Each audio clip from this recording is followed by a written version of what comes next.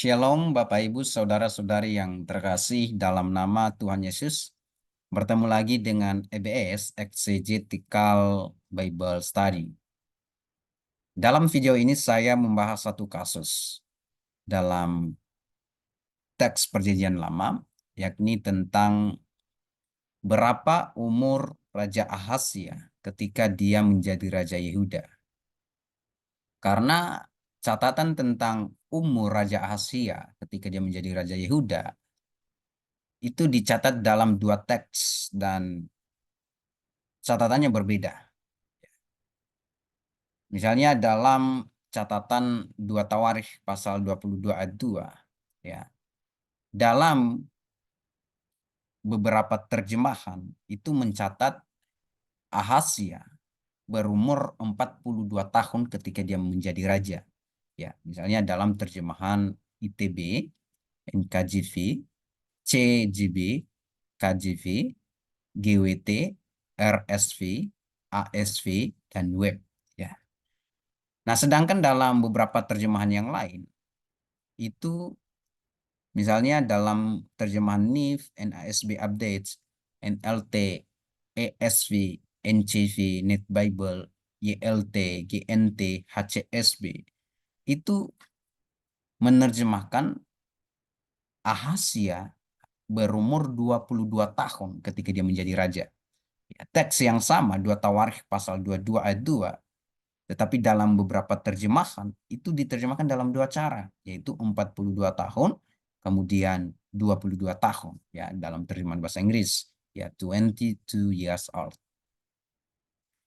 Nah, sedangkan dalam catatan yang kedua, ya, dalam catatan 2 Raja-Raja pasal 8 ayat 26, itu mencatat 22 tahun. Raja Ahazia berumur 22 tahun ketika dia menjadi raja. Nah, kalau kita setuju dengan catatan 2 Tawarikh pasal 22 ayat 2 sebagai 42 tahun, maka ini terlihat kontradiksi. Ya, bertentangan mana yang benar, 22 atau 42? Ya, sementara kalau kita setuju dengan terjemahan 2 Tawarikh pasal 22 ayat 2 sebagai 22 years old, 22 tahun, maka itu harmonis. Ya, tidak ada perbedaan. Nah, persoalannya sekarang adalah dalam terjemahan bahasa Indonesia itu dicatat 42 tahun. Ya. Nah, sekarang saya akan menjelaskan masalah ini, ya. Semoga dalam penjelasan saya ini Bapak Ibu bisa mengerti, ya, dan bisa memberkati Bapak Ibu. Nah, kasus semacam ini kita bisa selesaikan dalam analisis tekstual, ya. Artinya analisis naskah-naskah, bunyi varian dalam naskah-naskah, ya, manuskrip-manuskrip, khususnya manuskrip 2 Tawarikh dan manuskrip 2 Raja-Raja, ya, teks 2 Tawarikh pasal 22 ayat 2 dan 2 Raja-Raja pasal 8 ayat 26. Nah, di sini saya sudah memberikan, ya, teks dari BHS Aparatus, ya, dari BHS Aparatus, Kriti Teks bahasa Ibrani, ya, Perjanjian Lama. Ini adalah teks 2 Tawarikh pasal 22 ayat 2, ya, ini ayat 2, ya, ayat 2. Nah, bunyinya begini, ya, Ben Arebayim Usetayim Syana. Kita fokus, ya, yang saya kolom merah ini kita fokus di sini karena ini yang kita bahas, ya. Kalau ini diterjemahkan secara literal itu anak laki-laki 40 dan 2 tahun. Artinya anak laki-laki itu berumur 42 tahun. Ya. Siapa dia anak laki-laki ini? Ben ini dia. Ya. Ahaziyahu, ya. Ahazia. Ya. Nah, perlu saya sampaikan bahwa dalam melakukan analisis tekstual, ya, baik itu Perjanjian Lama maupun Perjanjian Baru, seorang penafsir itu harus paham terlebih dahulu, ya, kode-kode dalam aparatus Kriti Teks, ya. Bisa membaca kode. Karena dalam aparatus itu yang digunakan adalah kode-kode, ya. Nah, misalnya di sini ada kode A. A. Artinya A ini adalah kata atau frasa pertama yang bermasalah dalam ayat 2. Jikalau ada kata yang lain dan frasa atau kalimat yang lain setelah A ini dalam ayat 2, itu dikasih kode B secara berurut, ya, abjad. Ya. Nah, A ini itu maksudnya kata yang diapit oleh kedua A ini itu bermasalah. Ya. Nah, kita lihat Bapak Ibu nanti kalau membaca BHS aparatus, ya, itu di setiap halamannya itu ditulis teksnya dulu, kemudian di setiap akhir halamannya itu disediakanlah keterangan semacam ini. Ini adalah keterangan varian-varian, perbedaan varian, ya, perbedaan bunyi dalam beberapa naskah. Ya, di sini kita akan temukan. Nah, misalnya A ini kita harus lihat kode ini. Yang pertama kita harus lihat ayatnya, di ayat berapa? Bukan di ayat 5 tapi ayat 2, ini di ayat 2. Lalu kodenya apa? A.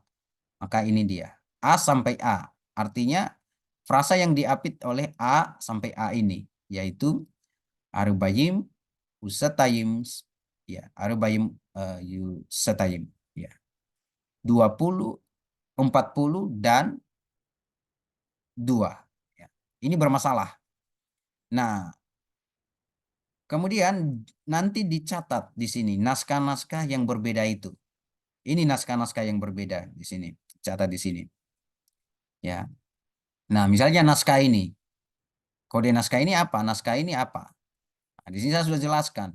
Ternyata naskah ini, G bintang ini, ya, plus bintang ini di atasnya, itu adalah naskah Yunani asli. Ya. Artinya, naskah asli bahasa Ibrani itu diterjemahkan dalam Yunani, ya.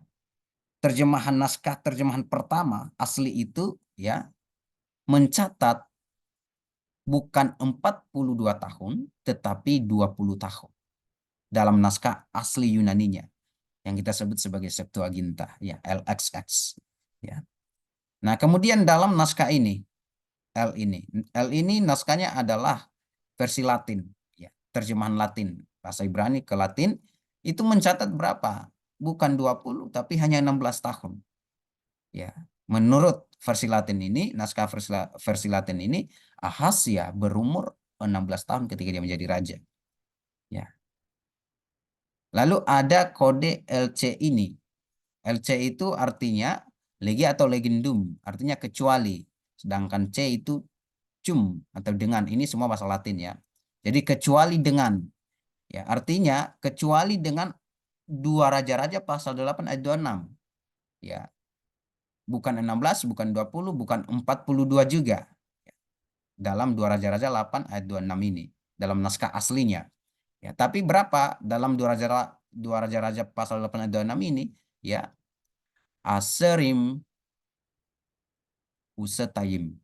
Aserim itu 20. 20 dan 2 tahun, berarti 22 tahun. Ya. Lalu ada kode it di sini. It itu artinya item juga. Jadi 22 tahun itu juga muncul di mana? Di sini, di naskah-naskah ini. Ya, kita baca naskah ini. Naskah yang pertama ini apa? Ya, itu ternyata naskah GL ini adalah naskah Yunani dari revisi Luciani. Mencatat 22 tahun. Kemudian ada naskah S di sini. S ini dia. Ya. Nah, naskah S itu apa? Naskah Syria. Nah, menurut naskah terjemahan Syria itu juga 22 tahun. Ya. Kemudian ada naskah terakhir ini yang bentuknya U ini. Nah, itu ternyata naskah Arab, ya. Ketika teks Dotawarikh pasal 22 diterjemahkan dalam bahasa Arab, itu dia tidak mencatat 42, tidak mencatat 20, tidak mencatat 16, tapi mencatat 22 tahun. Ya. Jadi ada beberapa naskah yang setuju dengan 22 tahun, ya. Nah, naskah Arab, naskah Syria, naskah Yunani versi revisi Ruciani, ya, itu 22 tahun semua. Lalu teks asli Dua Raja-Raja pasal 8 ayat 26. Ya. Nah, jadi seperti itu, ya. Nah, dalam hal ini karena terjadi perbedaan varian dalam naskah-naskah, maka kita harus melakukan analisis tekstual. Ya, dan di sini saya perlu ingatkan bahwa dalam analisis tekstual itu ada dua hal yang harus kita kerjakan. Ya, Yang pertama kita harus melakukan analisis yang bersifat internal untuk mendapatkan bukti internal. Ya. Nah, bukti internal ini kita ambil dari mana? Dari Alkitab itu sendiri. Ya, bisa kita bisa mengemukakan bukti internal ini melalui beberapa analisis. Ya, misalnya analisis kontekstual, analisis gramatikal, analisis struktural, analisis teologikal, analisis leksikal, historical. Ya, nah, itu kita bisa terapkan untuk mendapatkan bukti internal. Poinnya adalah dalam Alkitab itu sendiri. Ya, yang mana yang asli? 42, 22, 20 atau 16. Kita mencari buktinya dalam Alkitab itu sendiri. Kemudian lalu ada bukti internal, ya. Nah, ini kita bisa dapatkan bukti internal dari perbandingan naskah-naskah, manuskrip-manuskrip. Kita akan melakukan perbandingan dan analisis naskah-naskah yang ada. Ya, mulai dari tanggalnya, naskah yang tertua, kemudian mulai dari luas penyebarannya, ya, mulai dari lokasinya, ya, lokasi atau geografis penyebaran dari naskah-naskah itu. Ya, nah, dalam bagian ini saya hanya mencoba menganalisis dari analisis internal. Ya, jadi teman-teman nanti bisa belajar, ya, bisa melakukan hal yang sama, ya, setelah melihat cara saya, ya, melakukan analisis tekstual dari bukti internalnya, ya. Nah, saya memulai dari bukti kontekstualnya, ya, kontekstual, ya. Nah, ingat ya teman-teman, Bapak Ibu, sebelum dua Tawarikh pasal 22 ayat 2 itu ada Tawarikh pasal 21, ya. Nah, di pasal 21 ini diceritakan tentang ayahnya Ahasia, yaitu Yoram. Nah, dalam ayat 5 dan ayat 20, ya, pasal 21 ayat 5 dan 20 itu dicatat bahwa Yoram, ayahnya Ahasia, itu berumur 32 tahun ketika dia menjadi raja. Kemudian dia memerintah selama 8 tahun. Setelah itu dia meninggal. Artinya 32 tambah 8 tahun, ya, 40 tahun. Yoram, ayahnya Ahasia, itu berumur 40 tahun ketika dia meninggal. Nah, ketika Yoram meninggal pada umur 40 tahun, itu langsung digantikan oleh Ahasia, anaknya si bungsu ini. Ya, karena kakak-kakaknya sudah dibunuh, ya. Tinggal Ahasia ini. Ya, pada umur ayahnya 40 tahun, ayahnya meninggal di situ, Ahasia langsung menggantikan ayahnya. Nah, kalau kita menerima catatan 42 tahun, Ahasia berumur 42 tahun ketika dia menjadi raja, maka pada saat yang sama ayahnya baru berumur 40 tahun. Oleh sebab itu fakta konteks ini tidak bisa kita menyimpulkan bahwa catatan 42 tahun itu benar. Karena itu hanya membuat bahwa Ahasia lebih tua dari ayahnya. 2 tahun lebih tua. Dan itu sesuatu hal yang tidak masuk akal, ya. Mana mungkin seorang anak lebih tua dari seorang ayah. Ya. Jadi secara konteks kita tidak bisa terima bahwa Ahasia berumur 42 tahun ketika dia menjadi raja. Karena pada saat yang sama ayahnya masih umur 40 tahun. Ya. Nah, jadi secara konteks catatan tentang naskah yang berbunyi 42 tahun itu sudah terbantahkan. Ya, maka kemungkinannya adalah tinggal 22 tahun. Ya. Nah, kita lihat, ya. Kita melakukan melihat perbandingannya, ya, teks yang sama, yaitu dalam Dua Raja-Raja pasal 8 ayat 26, karena ini adalah teks yang memuat hal yang sama, ya. Nah, ingat ya, kitab 1 dan 2 Raja-Raja itu ditulis, ya, sebelum uh, 1 dan 2 Tawarikh, ya. Orang biasanya membedakannya begini. Kalau 1 dan 2 Raja-Raja itu ditulis sebelum pembuangan. Sementara 1 dan 2 Tawarikh itu ditulis selama pembuangan dan setelah pembuangan. Ya. Nah, biasanya dipahami bahwa 1 dan 2 Raja-Raja itu ditulis sekitar 500 tahun 560 sebelum Masehi dan 538 sebelum Masehi, antara tahun ini, ya, antara tahun 560 dan 538 sebelum Masehi. Sementara 1 dan 2 tawarikh itu ditulis sekitar 500 ya, antara 500 sampai 400 sebelum Masehi. Jadi 1 dan 2 raja-raja lebih dulu ditulis ya. Nah, kalau kita lihat BHS Aparatus, teks 2 Raja-Raja pasal 8 ayat 26, ini dia ya. Ayat 26 ya. Ben Aserim Usetayim Syanah ya. Anak laki-laki itu 20 dan 2 tahun ya, 22 tahun. Ya, kalau kita lihat BHS aparatusnya ya di sini tidak ada catatan varian ya. Artinya teks yang berbunyi dalam 2 Raja-Raja 826 22 tahun, Ahasya berumur 22 tahun ketika dia menjadi raja, itu tidak ada persoalan teks dalam salinan-salinan. Artinya dalam naskah asli 2 Raja-Raja itu tertulis 22 tahun. Ya. Jadi kalau dalam naskah asli 2 Raja-Raja pasal 826 itu tertulis 22 tahun, maka itu mengharuskan bahwa 2 Tawarikh 22 ayat 2 dalam naskah aslinya juga harus 22 tahun. Karena tidak mungkin dalam naskah asli Alkitab itu terjadi kontradiksi.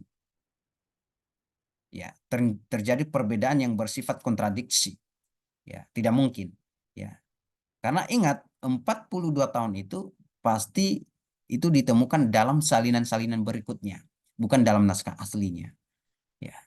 Jadi dari perbandingan naskah ini kita sudah tahu, ya. Kita dibantu oleh naskah asli 2 Raja-Raja pasal 8 dan 6 itu ada 22 tahun.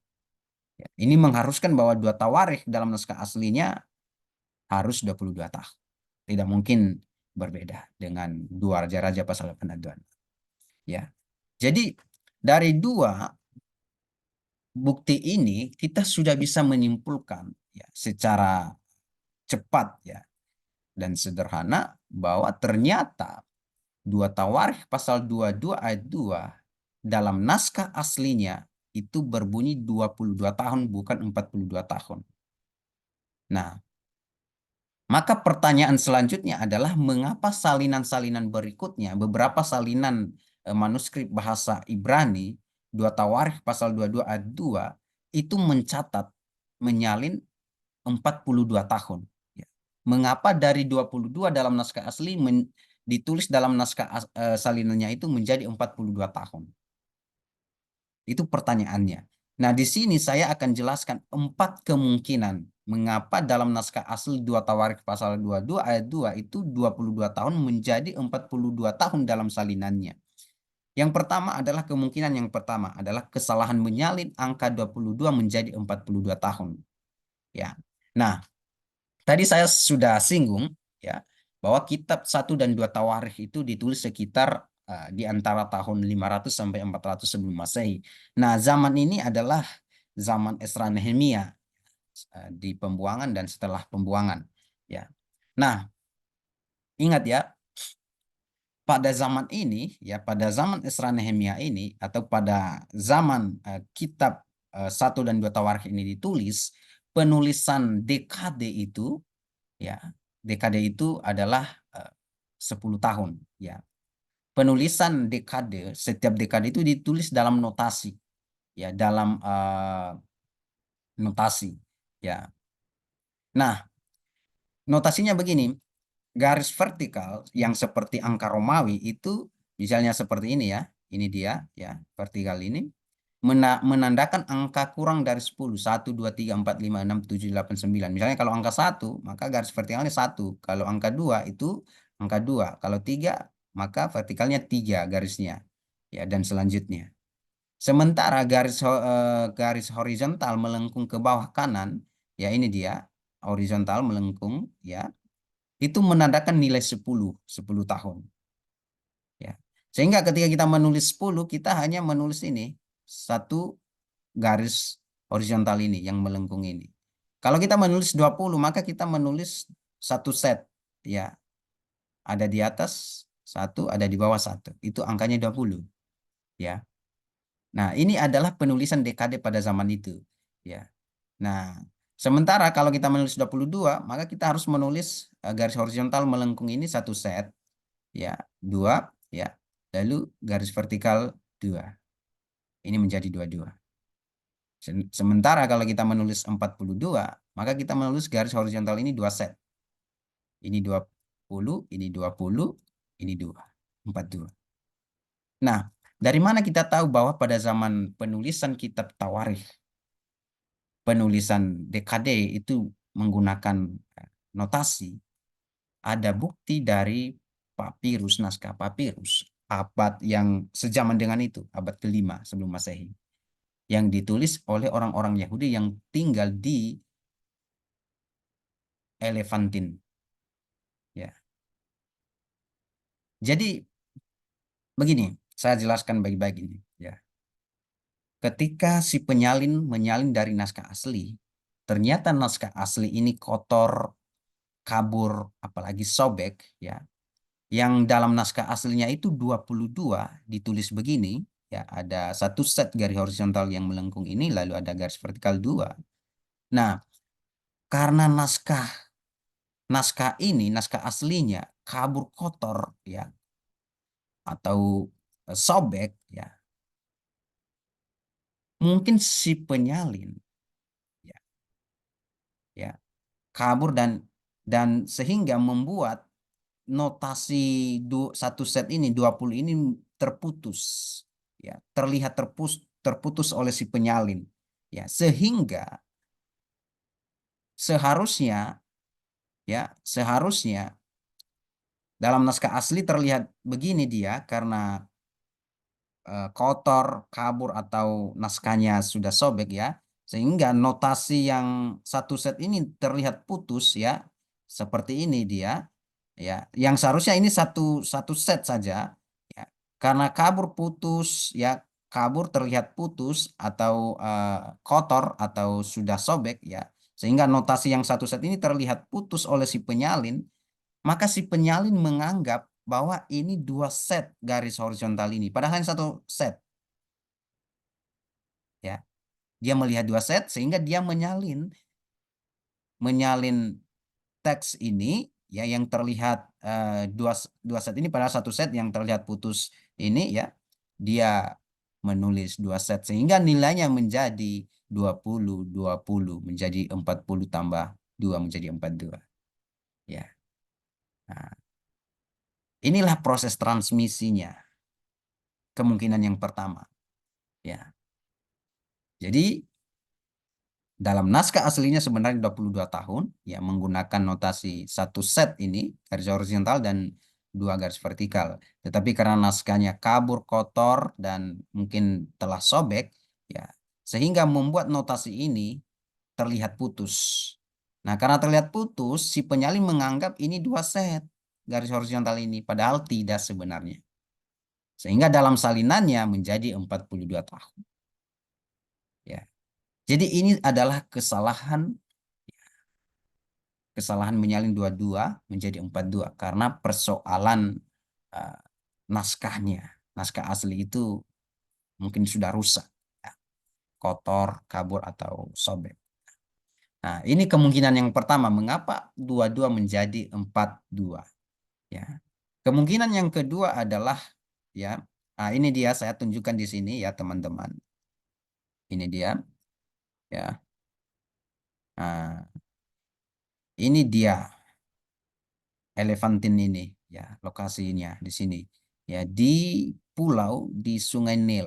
Ini Sungai Nil yang biru ini, Sungai Nil ini. Nah, di selatan Mesir, ini Mesir, ya, ini Mesir, selatannya ini di sini.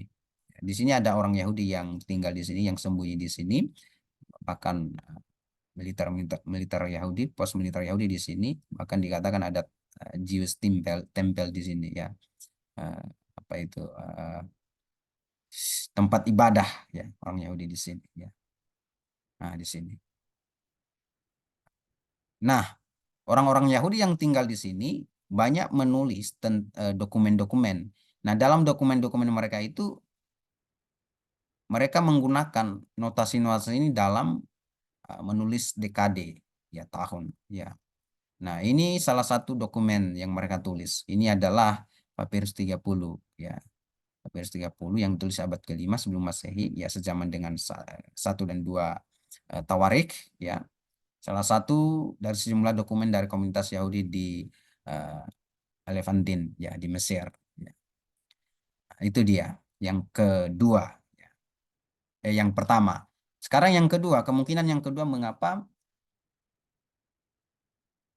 dua-dua menjadi 42 dalam salinan, naskah salinan, ya. Nah, kemungkinan yang kedua adalah pengaruh dari kata arbim, ya, arbim dalam ayat 1 sebelumnya, dalam 2 Tawarik pasal 22 ayat 1, ya. Nah, ini dia ayat satunya.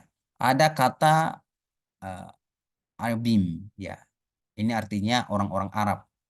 Nah, kemudian dalam ayat 2 ada kata arebaim, ya, arebaim, ya, 40, ya.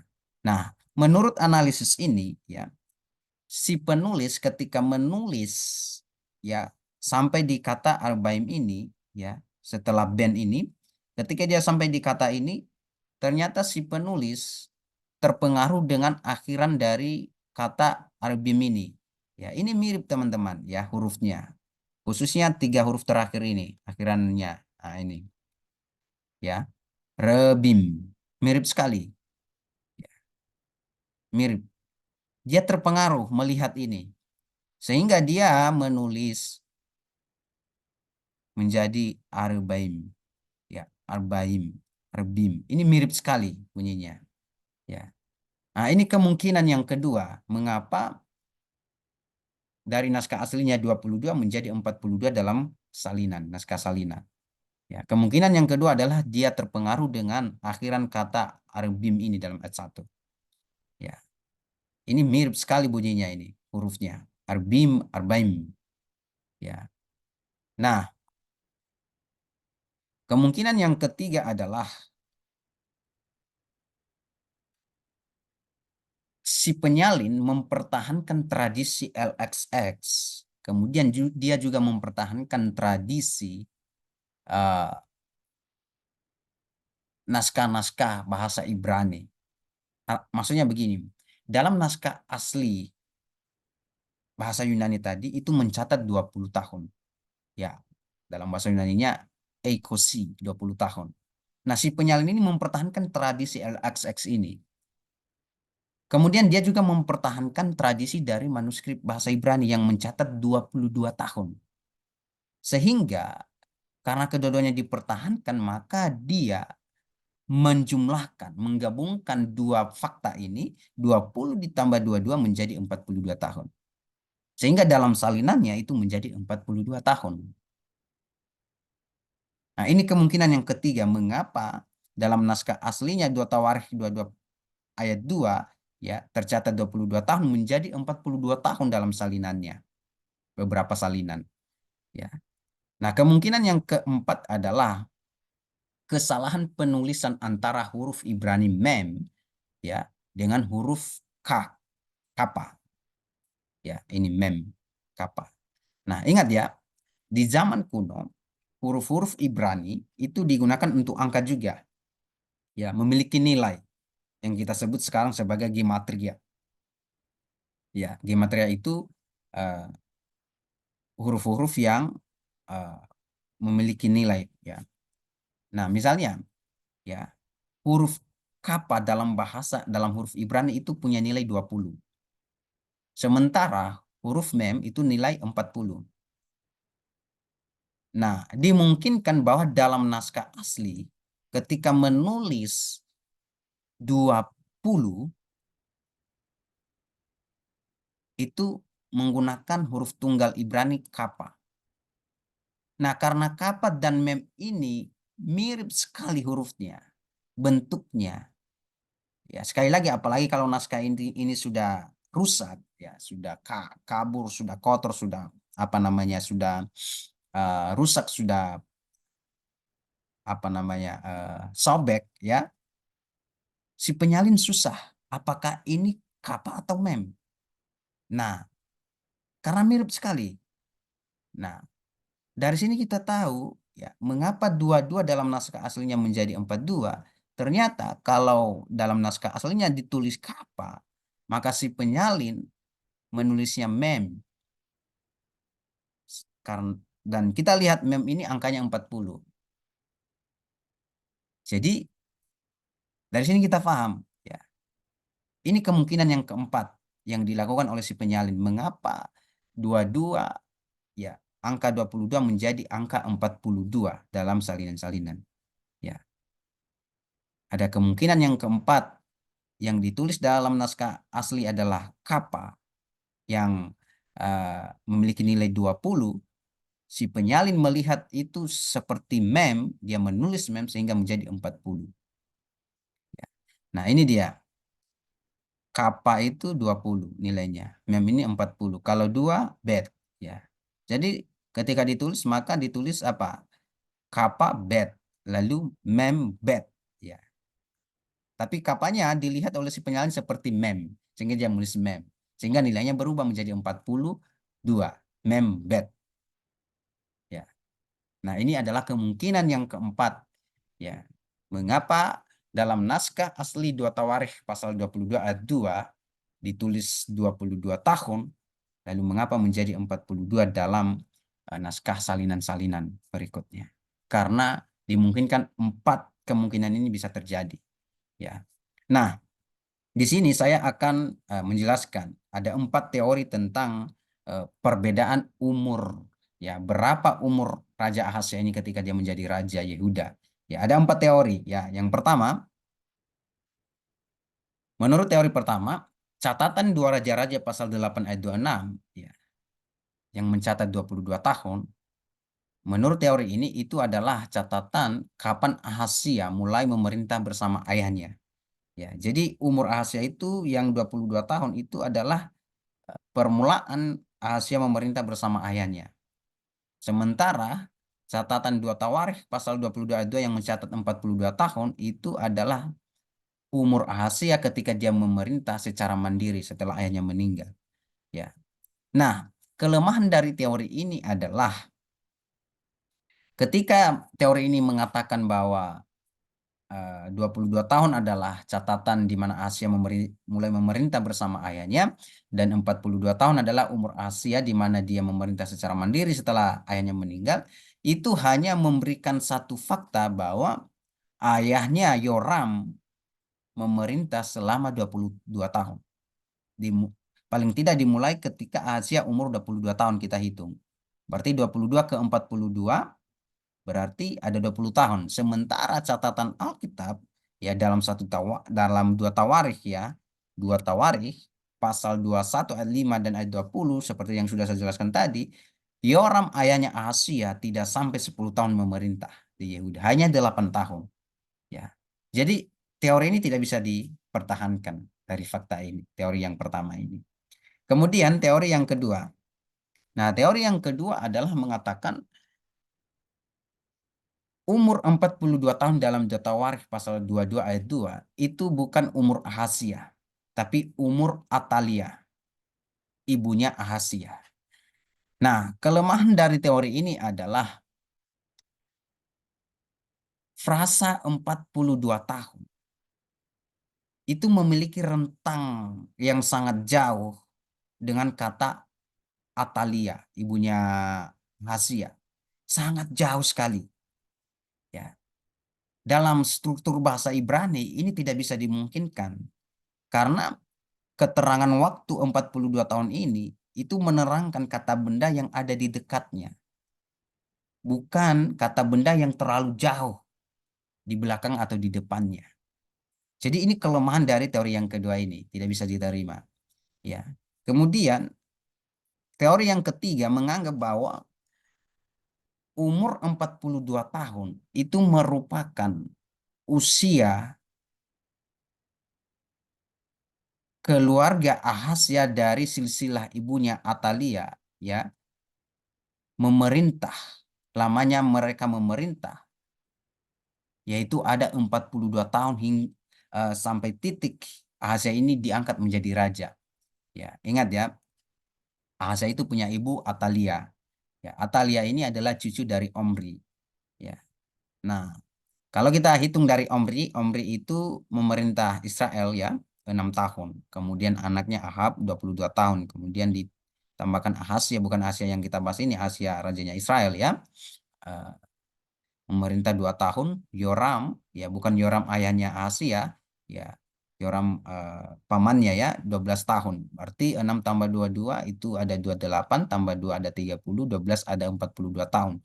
Jadi menurut teori ini, sejak Ahasya mulai memerintah di Yehuda pada tahun terakhir pemerintahan Yoram di Israel, ya pamannya 2 Raja 8 dan 25, Ahasya akan naik takhta pada tahun ke-42 dinasti ini, keluarga Ahasya ini dari silsilah ibunya, dari keluarga ibunya tersebut di Israel, yang menjelaskan mengapa ia disebut seorang putra berumur 42 tahun. Asia adalah putra dinasti Omri yang memasuki tahun ya dari ibunya ya, dari Ataliam, yang memasuki tahun ke-42 ketika ia naik takhta. Jika teori ini benar, maka dua raja-raja 8 ayat 26 memberi kita umur Ahasia, dan dua Tawarikh 2 ayat 2 memberi kita umur pemerintahan keluarganya. Jadi 42 tahun menurut teori ini adalah 42 tahun dalam dua Tawarikh 22 ayat 2 itu adalah umur dari pemerintahan keluarganya dari silsilah ibunya. Ketika dia naik menjadi raja, Ahasia menjadi raja, umur pemerintahan keluarganya itu dari silsilah ibunya ada 42 tahun. Nah, persoalannya, kelemahan dari teori ini adalah saya sudah mencoba melihat ya frasa yang sama digunakan, ya, yaitu frasa ini ya, Ben Arebayim Usetayim Syanah. Saya coba mengecek ya frasa ini dalam beberapa teks yang lain. Ya, saya menemukan ya misalnya dalam Kejadian 25 ayat 20, 26 ayat 34, Yesua 14 ayat 7, 2 Samuel 2 ayat 10, 1 Raja-Raja 14 21. Lalu saya bandingkan dengan uh, frasa Ben ini. Uh, Ben Asarim Usetayim Syanah ya. Anak laki-laki 20 dan 2 tahun. Kalau tadi anak laki-laki 40 dan 2 tahun ya. Saya bandingkan dengan itu misalnya dalam teks ini dia dalam teks dua Raja-Raja pasal 15:33, 16 ayat 2, 18 ayat 2, 21 ayat 19, 23:31, ayat 36, pasal 24 ayat 18, lalu 2 Tawarikh pasal 25 ayat 1, pasal 27 ayat 1, ayat 8, pasal 28 ayat 1, pasal 29 ayat 1, pasal 22 ayat 21, pasal 36 ayat 5, ayat 11 dan lain-lain. Ya, frasa anak laki-laki ya atau frasa 42 tahun itu selalu dihubungkan dengan kata benda sebelumnya atau sesudahnya. Paling kata benda yang ada di dekatnya, yaitu kata ben yang ada sebelum kata 42 tahun atau kata 22 tahun. Itu selalu dihubungkan dengan kata ben yang ada yang ada sebelumnya ya. Terjemahkan anak laki-laki ya. Jadi kalau kita lihat dua Tawarikh pasal 22 ayat 2 dikatakan Ben Arbayim Usetayim Sanah, maka jelas bahwa frasa ini ya 42 tahun ini itu menerangkan kata Ben ini, dihubungkan dengan kata Ben ini, bukan menerangkan sesuatu yang lain yang tidak ada dalam teks ini, yang tidak ada dalam ayat ini sendiri ya. Jadi teori yang ketiga itu menganggap itu umur pemerintahan keluarga Ahasya dari ibunya, mulai dari Omri kakeknya sampai ke Yoram pamannya. Itu ada 42 tahun ketika Ahasya naik takhta di Yehuda. Tidak, tidak. Ya, karena setiap penulis Tawarikh menggunakan frasa Arubayim Usetayim Sanah, itu selalu dia menghubungkannya dengan kata ben sebelumnya kepada anak laki-laki, bukan kepada sesuatu yang lain. Ya, jadi itu kelemahan dari teori yang ketiga. Ya, nah kemudian perhitungan jumlah tahun pemerintahan keluarga ya seperti dalam teori ketiga ini yang saya jelaskan tidak pernah dilakukan dalam teks yang lain ya. Jadi ini satu pemaksaan ya kalau kita menganggap 42 tahun itu adalah umur pemerintahan keluarga Ahasya dari silsilah keluarga ibunya. Ya, itu tidak pernah dilakukan dalam teks yang lain atau untuk raja-raja yang lain, tidak pernah. Ya. Nah, kemudian teori yang keempat adalah dalam proses penyalinan selama berabad-abad, seorang juru tulis membuat kesalahan dengan mengubah 22 tahun. Ya, artinya dalam naskah asli itu sebenarnya 22 tahun. Tapi dalam proses penyalinan, ya si penyalin ternyata melakukan kesalahan. Ya. Seperti yang sudah saya jelaskan tadi, ada 4 kemungkinan kesalahan yang mengapa angka 22 menjadi angka 42 dalam dua tawarikh pasal 22 ayat 2 dalam salinan-salinannya, ya, menjadi 42 tahun.